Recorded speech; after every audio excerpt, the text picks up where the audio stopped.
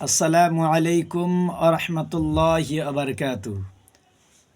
দুদিন আপনাদের উর্দু শের আমি শুনিয়েছি, শায়েরের নাম কিন্তু আমি বলিনি।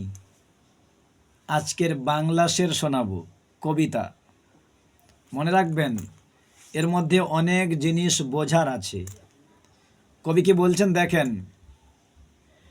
জ্ঞান আছে যার সবার কাছে, সম্মান তার হয়, মূর্খ আর জ্ঞানী দুইজন সমান কভু নয়। জ্ঞান আছে যার সবার কাছে, সম্মান তার হয়, মূর্খ আর জ্ঞানী দুইজন সমান কভু নয়। জ্ঞান যে হলো চোখের জ্যোতি, হৃদয়েরই নূর, জ্ঞানের খোঁজে সাহাবারা যেতেন বহুদূর।